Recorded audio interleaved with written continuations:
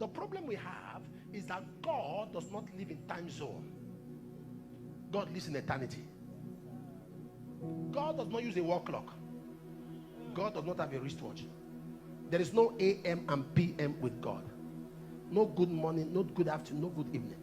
Because God lives in eternity. He's ageless. 1,000 years to you is a day to him. 1,000 years, it means you came, you exited, your children came, they exited, your grandchildren. So one generation, 4 generations can hold a prophecy and it never manifests. And God is not bothered because it's not yet a day. I wish you could understand what I'm saying. So 500 years can pass, and before God is not yet a day. Before you, several generations is not yet a day. So what happens? God gave Abraham a prophecy and said, I will give you a child. As far as God was concerned, it was done.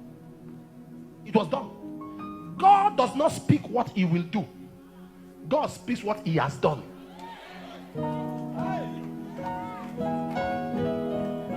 Yes. I wish I'm talking to somebody here. Anything God tells you is what he has already done. So what happened? God spoke to Abraham. I will give you a child. I will give you a son. Genesis 17:16. I will give you a son. I will give you a child. And Abraham waited for 10 years, 20 years, 23 years. Until God said, Abraham said to God, shall the layers of my hair, my servant, become my hair, saying I have no son? So God had to become man and came in the body of Melchizedek and blessed Abraham to determine his prosperity. That established him in the dimension of wealth.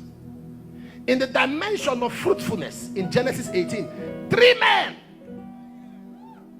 had to walk. This was celestial and terrestrial in one mortality. God had to become man because it takes God to see in eternity. It takes man who lives in time zone to put a date on your prophecy. When God gives you a prophecy, he attaches no date.